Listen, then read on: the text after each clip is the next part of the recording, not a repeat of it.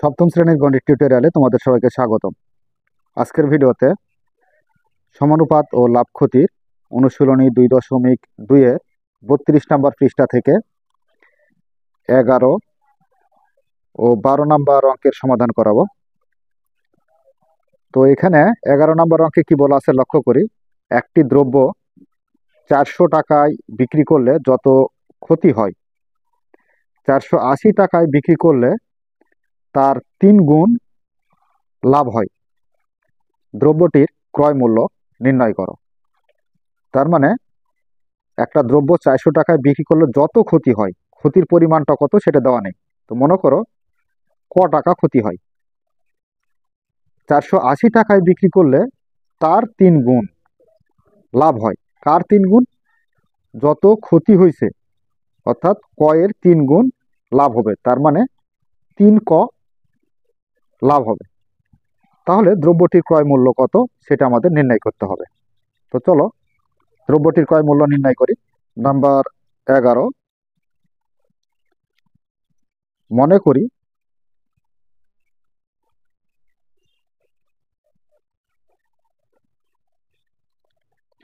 দ্রব্যটি 400 টাকায় বিক্রি করলে ক টাকা ক্ষতি হয়।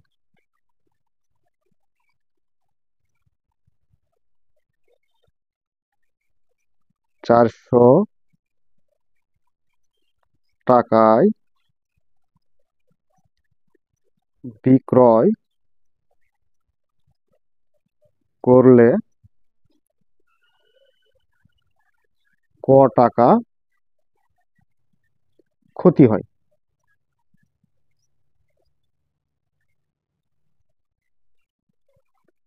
আচ্ছা, তাহলে 400 টাকায় বিক্রি করলে ক টাকা যদি ক্ষতি হয় তাহলে দ্রব্যটির ক্রয় মূল্য কত? অতএব ক্রয় মূল্য, তো ক্ষতিতে ক্রয় মূল্যের একটা সূত্র আমরা জানি, কিন্তু সেটা কি? বিক্রয় মূল্য যোগ ক্ষতি। তো বিক্রয় মূল্য এর সাথে আমরা যদি ক্ষতিটা যোগ করি তাহলে আমরা কি পাবো? ক্রয় মূল্য পাবো। তো দেখো এখানে বিক্রয় মূল্য ক টাকা? বিক্রয় মূল্য হচ্ছে 400 টাকা। তো 400 টাকা হচ্ছে আমাদের বিক্রয় মূল্য, আর ক্ষতি হলো কত? ক্ষতি হলো ক টাকা। তো যোগ ক।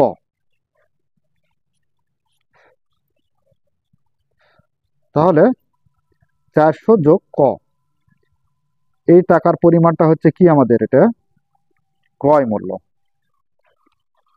যখন আমরা 400 টাকায় বিক্রি করে ক টাকা ক্ষতি পাইছি তখন আমাদের ক্রয় মূল্য হচ্ছে বিক্রয় মূল্য যোগ ক। তার মানে এটা হচ্ছে আমাদের ক্রয় মূল্য আসলো। এবার আসি আমরা পরবর্তী স্টেপে। 480 টাকায় বিক্রি করলে তার 3 গুণ লাভ হয়। তো কার 3 গুণ? যত ক্ষতি হয়েছে তার 3 গুণ। এখানে আবার বলে লিখতে পারি, আবার 480 টাকায় বিক্রয় করলে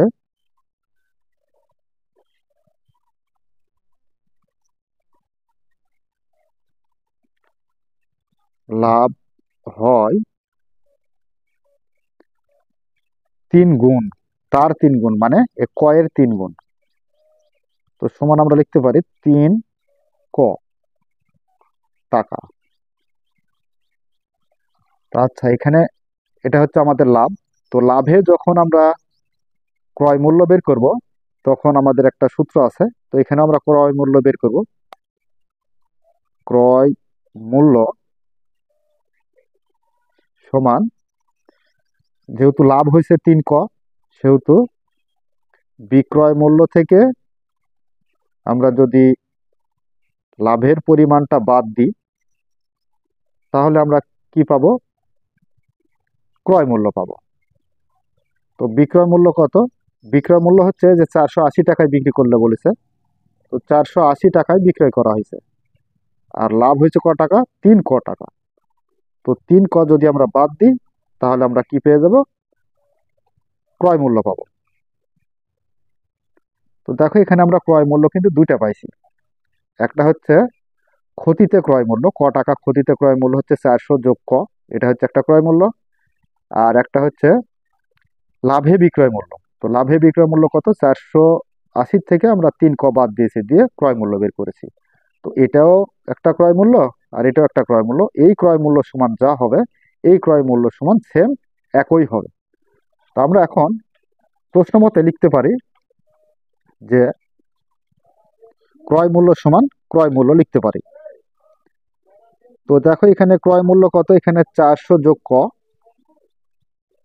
400 যোগ ক, এই ক্রয় মূল্য সমান যা হবে 480 মাইনাস 3 ক, এই ক্রয় মূল্য সমানও ঠিক তাই হবে। তো 480 মাইনাস 3 ক, এটা সমানও ঠিক তাই।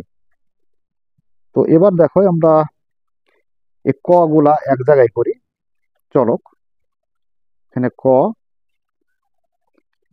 যোগ মাইনাস 3 ক পক্ষান্তর করলে আমরা পাবো কি, প্লাস 3 ক, সমান এখানে 480 আছে, 480 প্লাস 400 পক্ষান্তর করলে আমরা পাবো মাইনাস 400। ক আর 3 ক যোগ করলে আমরা পাবো 4 ক, সমান হচ্ছে 480 থেকে 400 বাদ দিলে আমরা পাবো কত, 80। তো 1 ক সমান কত, 4 ক সমান যদি 80 হয়, তাহলে 1 ক সমান হচ্ছে 80 ভাগ হচ্ছে 4। তো 4 দ্বারা আমরা এই 80 কে ভাগ করি, তাহলে কত পাবো, 4 বিশে 80, তার মানে 20। অতএব ক এর একটা কিন্তু মান পাইলাম, কত টাকা, 20 টাকা বা 20। তো এবার দেখো এখানে কি নির্ণয় করতে বলেছে, এখানে বলেছে ক্রয় মূল্য নির্ণয় করো। তার মানে এই যে দ্রব্যটির ক্রয় মূল্য নির্ণয় করো, তার মানে ক্রয় মূল্য কত সেটা আমাদের বের করতে হবে। তো দ্রব্যটির ক্রয় মূল্য যে কোনো একটা ক্রয় মূল্য ধরলেই হবে, ক্রয় মূল্য বিক্রয় মূল্য যোগ ক্ষতি, এই ক্রয় মূল্য ধরলেও হবে। আবার একটা ক্রয় মূল্য আছে বিক্রয় মূল্য মাইনাস লাভ, তো এই ক্রয় মূল্য ধরলেও হবে, যে কোনো একটা ক্রয় মূল্য ধরে অঙ্ক করলেই হবে। তো আমরা মনে করো শুরুটাই ধরেছি, ক্রয় মূল্য এই যে 400 যোগ ক, এটা ধরি। অতএব ক্রয় মূল্য সমান হচ্ছে 400 যোগ ক টাকা, 400 আছে 400 থাক, প্লাস কয়ের মান কত পেলাম, কয়ের মান পেলাম 20।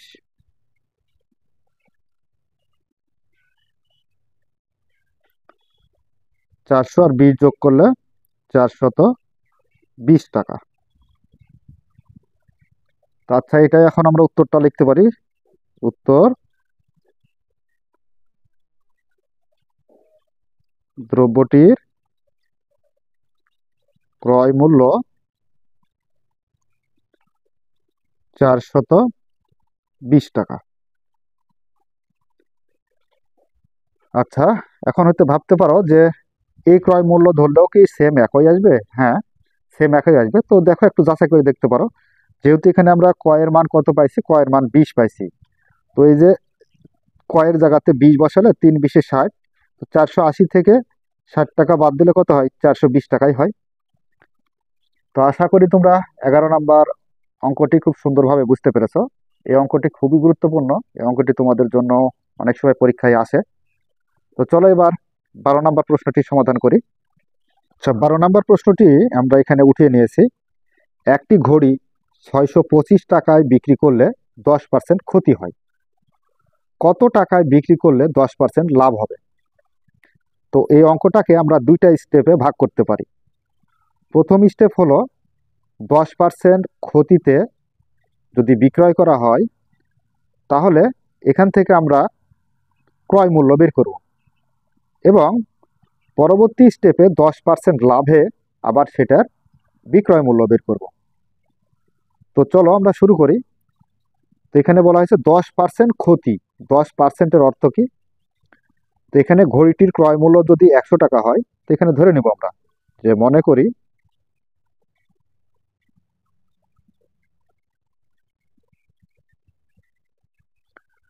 ঘড়িটির ক্রয় মূল্য 100 টাকা। আচ্ছা, ঘড়িটির ক্রয় মূল্য যদি 100 টাকা হয়, তাহলে 10% ক্ষতিতে কি করা হয়েছে? বিক্রয় করলে, না, 600 টাকা, 625 টাকায় বিক্রি করলে 10% ক্ষতি হয়। তো 10% ক্ষতিতে বিক্রয় মূল্য কত হবে? 10% ক্ষতিতে বিক্রয় মূল্য, তো 10% ক্ষতিতে বিক্রয় মূল্য, তার মানে 100 থেকে আমরা ক্ষতির পরিমাণটা বাদ দিব। ক্ষতি হচ্ছে 10 টাকা, তাহলে পাবো আমরা কত টাকা? 90 টাকা। তো দেখো, 10% ক্ষতিতে বিক্রয় মূল্য আমাদের কত দাঁড়ালো? 90 টাকা।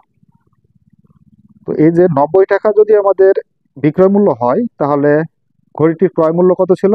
ক্রয় মূল্য 100 টাকা। তো এখানে সেটাই বলা হয়েছে যে একটি ঘড়ি 625 টাকায় বিক্রি করলে 10% ক্ষতি হয়। তো বিক্রয় মূল্য 625 টাকা দেওয়া আছে, তাহলে ঘড়িটির ক্রয় মূল্য কত? সেই ক্রয় মূল্যটা আগে বের করতে হবে। তো এখানে আমরা এই কথাটা একটু সাজিয়ে লিখব যে বিক্রয় মূল্য 90 টাকা হলে ক্রয় মূল্য হচ্ছে 100 টাকা। বিক্রয় মূল্য 90 টাকা হলে ক্রয় মূল্য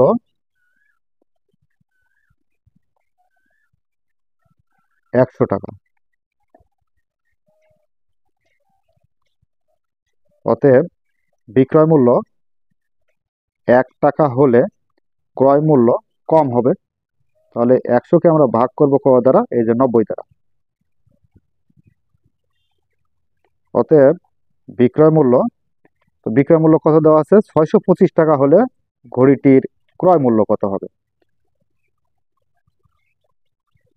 625 টাকা হলে ঘড়িটির ক্রয় মূল্য হবে 100 গুণ 625 ভাগ 90। তো এখন দেখো, আমরা এখানে একটু কাটাকাটি করতে পারি, এখানকার 1 শূন্য আর এখানকার 1 শূন্য কাটা দিতে পারি। তাহলে থাকে কত? থাকে হচ্ছে 10 দ্বারা 625কে গুণ করব, গুণ করলে একটা শূন্য বেড়ে যাবে 625-এর পাশে। তাহলে 6250 ভাগ হচ্ছে কত? 9। তো এটা হচ্ছে আমাদের কি? ঘড়িটির ক্রয় মূল্য। তো ঘড়িটির ক্রয় মূল্য যদি এটা হয়, তাহলে 10% লাভে আবার কি করতে হবে? বিক্রয় মূল্য কত হবে সেটা বের করতে হবে। তো এর উপর আবার 10% লাভে বিক্রয় মূল্য বের করব।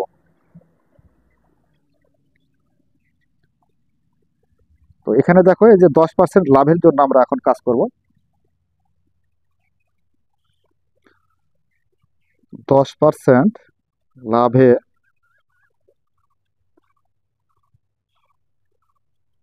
ঘড়িটির বিক্রয় মূল্য। তো লাভ হলে কি করতে হয়? যোগ করতে হয় 10। যেহেতু 10% বলা হয়েছে, তো পার্সেন্টের জন্য 100 আর তার সাথে আমরা 10 টাকা লাভ করব, তাই 110 টাকা হবে। অর্থাৎ বিক্রয় মূল্য 110 টাকা হলে তখন তার ক্রয় মূল্য কত ছিল? ক্রয় মূল্য ছিল 100 টাকা।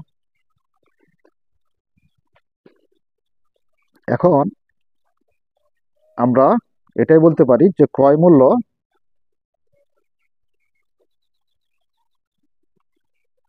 100 টাকা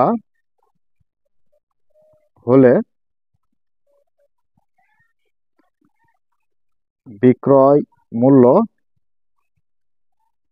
হবে কত? 110 টাকা।